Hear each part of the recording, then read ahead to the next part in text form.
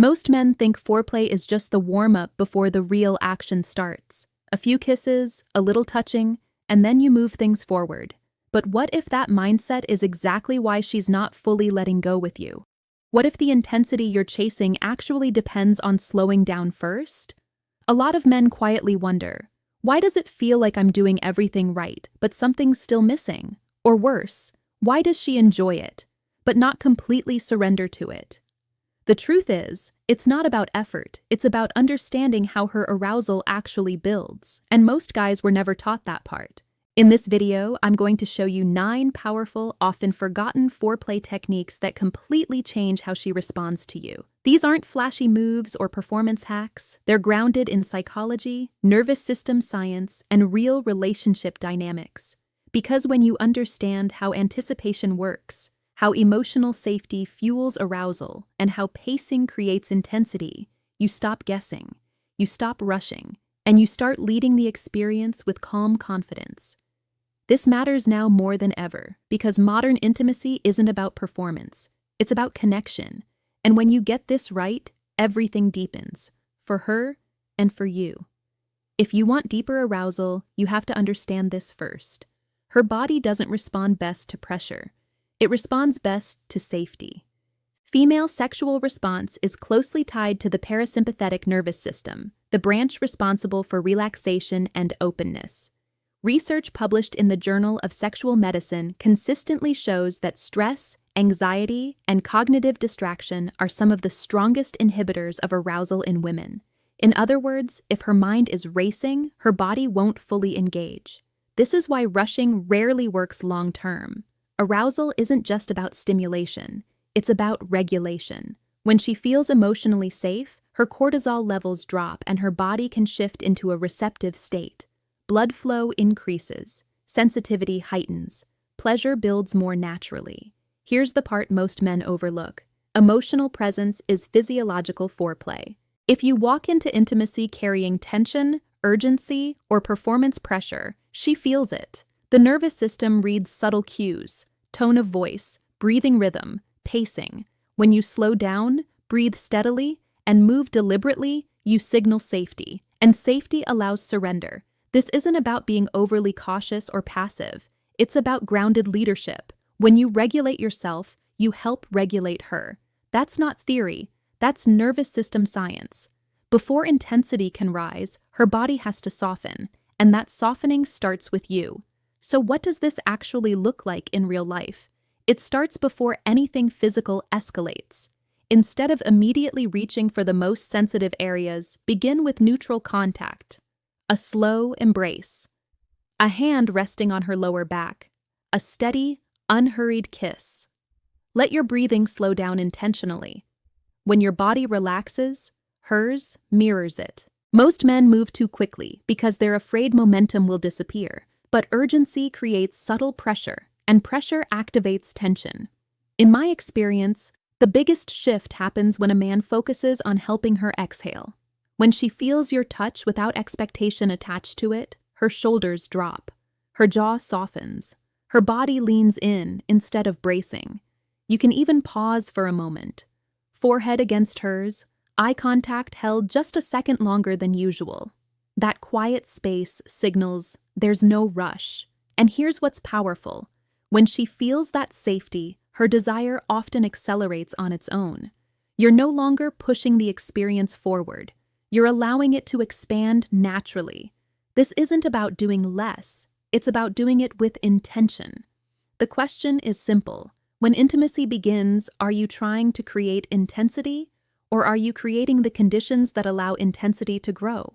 That shift alone changes everything. One of the most overlooked drivers of intense pleasure isn't friction, it's anticipation. Anticipation activates dopamine, the neurotransmitter associated with desire, motivation, and reward. Neuroscience research consistently shows that dopamine spikes more powerfully in the anticipation of a reward than in the reward itself. That means the buildup often creates more excitement than the climax.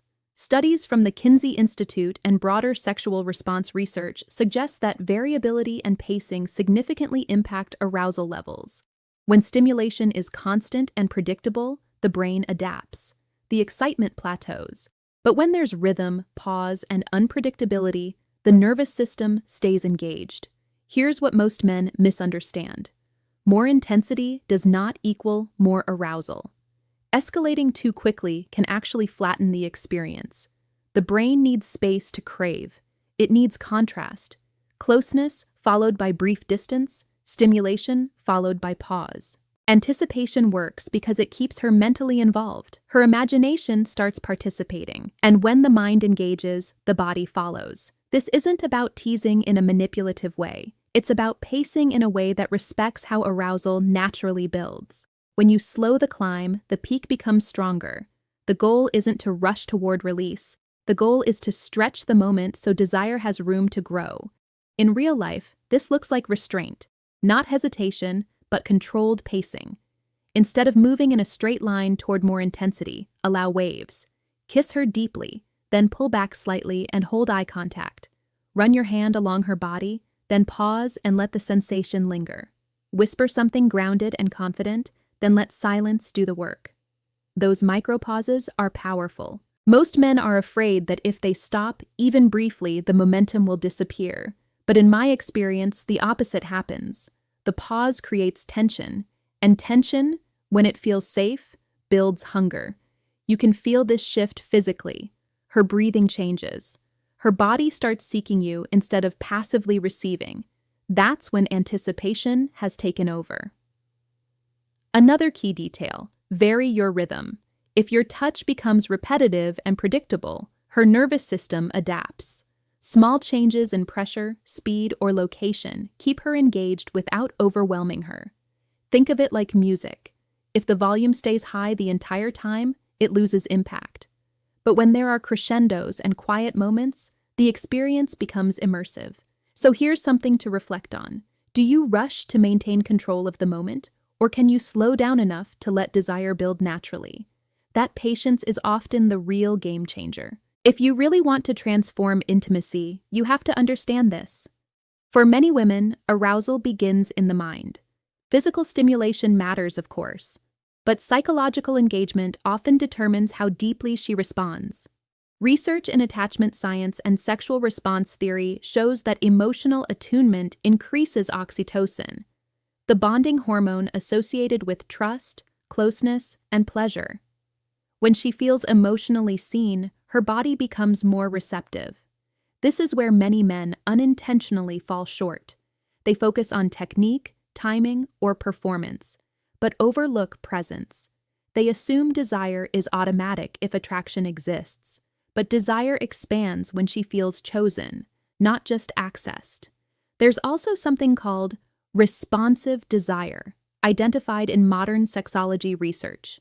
It suggests that for many women, desire doesn't always appear spontaneously. It emerges in response to emotional connection, context, and stimulation layered with meaning. That means the way you look at her matters, the way you speak to her matters, the way you notice subtle details about her matters. Arousal isn't just friction, it's interpretation. Her brain is constantly asking, do I feel safe? Do I feel desired? Do I feel valued? When the answer is yes, her body follows. If you engage her mind with grounded admiration and emotional presence, you create the psychological fuel that intensifies everything physical. And that's where deeper intimacy begins. So how do you engage her mind in a way that feels natural, not scripted or forced? It starts with attention. Slow down enough to genuinely observe her, the way her breathing shifts, the way her body responds to certain types of touch, the subtle expressions on her face. When you comment on something specific, not generic, it signals that you're present. Instead of broad compliments, try grounded observations. Tell her you love the way she melts into you, or how her confidence draws you in, or how her energy changes the room. Specificity creates emotional impact. In my experience, most men underestimate how powerful calm verbal desire can be. When you speak slowly, maintain steady eye contact, and express attraction without urgency, it activates something deeper than surface-level excitement. It tells her she's wanted, not rushed. Another overlooked detail is tone. If your voice tightens or speeds up as things escalate, she can feel the shift. Staying grounded communicates leadership and stability. That steadiness allows her to relax into the experience rather than evaluate it. This isn't about saying more, it's about saying what you mean, and meaning it. When she feels emotionally chosen in the moment, her body opens more fully. So here's something to reflect on. Are you focused on what you're doing to her? Or how deeply you're connecting with her while you do it? One of the biggest mistakes men make during intimacy is focusing too narrowly, too quickly. When attention jumps straight to the most sensitive areas, the nervous system can become overstimulated before the rest of the body is fully engaged. And overstimulation doesn't always lead to stronger pleasure. Sometimes it leads to withdrawal. Research in sensory neuroscience shows that the skin is the largest sensory organ in the body. Areas like the neck, lower back, inner arms, scalp, and thighs contain dense networks of nerve endings that respond powerfully to gradual, intentional touch. When stimulation is distributed across the body, arousal builds in layers rather than spikes. Think of arousal like a dimmer switch, not a light switch. If intensity jumps from 0 to 10, the experience can feel abrupt. But when stimulation rises progressively, the entire body participates. Blood flow increases more evenly. Sensitivity heightens. Pleasure becomes immersive instead of localized. There's also a psychological component. When touch travels slowly across different parts of her body, it creates unpredictability. Her mind stays engaged because she doesn't know exactly what's coming next. That unpredictability fuels anticipation. The goal isn't to get to the main event. The goal is to make her entire body feel included in the experience. When her whole body is involved, the climax becomes fuller, not just stronger, but deeper. And that difference matters. In real life, this means broadening your focus. Start with areas that aren't typically the center of attention. Trace your fingers slowly along her arms. Let your hand rest on her waist without moving for a moment. Kiss along her collarbone or the side of her neck. Slow, intentional touch creates awareness. Most men rush because they think intensity equals passion, but measured pacing often creates more powerful reactions. When you move slowly across her back or hips, you give her nervous system time to register sensation fully. Another key detail is variation. Change pressure subtly, alternate between fingertips and full palm contact. Move from slow strokes to brief pauses. These shifts keep her engaged without overwhelming her. In my experience, when a man expands touch beyond the obvious, her breathing deepens and her body begins responding more actively. She leans in, she arches slightly, she seeks contact instead of just receiving it. That's the shift you're looking for. Also, pay attention to feedback. Not just verbal cues, but body language. If she moves toward your touch, stay there a little longer. If her body tightens, soften your pressure. Full body engagement isn't about complexity, it's about awareness. So ask yourself, are you exploring her entire body, or are you rushing toward a single destination? The journey is what intensifies the ending. As arousal builds toward climax, something subtle but powerful happens. Vulnerability increases. Sexual response research shows that as someone approaches orgasm, the body enters a heightened state of neurological activation. Heart rate increases. Muscle tension rises. Breathing changes. But alongside those physical shifts, there's also emotional exposure. Letting go at that level requires trust. This is where many men unintentionally disrupt the moment. As intensity rises, they speed up abruptly, they change rhythm, they tense their bodies, their breathing becomes erratic, and even if the physical stimulation continues, the emotional steadiness disappears. The nervous system notices that shift. When you remain calm and regulated during high intensity, you signal safety. Your steady breathing and consistent pacing tell her, you're okay, you can let go. That grounded presence supports her parasympathetic system even as arousal peaks. There's also a psychological component tied to control. If she feels like you're chasing the climax instead of guiding the experience, it can create subtle pressure. Pressure introduces hesitation, but when you stay composed, you create containment. And containment allows surrender. This isn't about being detached. It's about being centered. The stronger your internal calm, the easier it is for her to release fully. Peak pleasure often depends less on intensity and more on stability. And that's a skill. In real life, this means resisting the urge to panic when you feel her getting close. If her breathing changes, if her body tightens or pulls you closer, your job isn't to suddenly increase speed or force. It's to stay consistent. Maintain the rhythm that got her there. Keep your touch steady. Let your breathing slow instead of speeding up. In my experience, the men who create the most powerful climaxes aren't the ones who do more at the last second. They're the ones who don't disrupt what's already working. Eye contact can be powerful here, if it feels natural. A calm, focused gaze reinforces connection. If eye contact isn't her style in that moment, a steady hand at her waist or back communicates the same grounded presence. Another overlooked detail is your own body tension. If your shoulders tighten or your movements become frantic, she feels that shift instantly. Relax your jaw, slow your breath, keep your movements intentional. Think of yourself as the anchor while the wave builds. When she feels that stability, she can stop monitoring the moment. She doesn't have to think about what's happening next. She can simply experience it, and that's often when the intensity becomes transformative rather than just physical. So here's the question. When things get intense, do you chase the finish? Or can you stay calm enough to let it unfold? Let's bring this home. If you remember anything from this video, remember this. Intensity doesn't create powerful climaxes. Safety, anticipation, emotional connection, full body awareness, and grounded presence do. When you calm her nervous system first, you give arousal space to grow. When you build anticipation instead of rushing stimulation, you amplify desire. When you engage her mind, not just her body, you deepen trust. When you explore her fully, you expand sensation. And when you stay steady as intensity rises, you allow her to truly let go.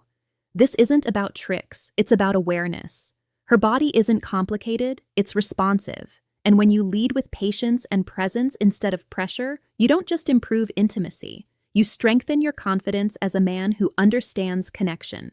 That's real mastery. If this shifted the way you see foreplay and connection, make sure you like the video and subscribe for more content like this.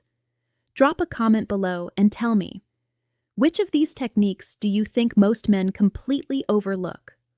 Or what's one change you've made that improved intimacy in your relationship? Your insights help other men learn too. And if you want to go deeper, in the next video, we're breaking down the biggest intimacy mistakes men make, especially the subtle ones that kill tension without you realizing it. You don't need gimmicks. You need understanding. I'll see you in the next one.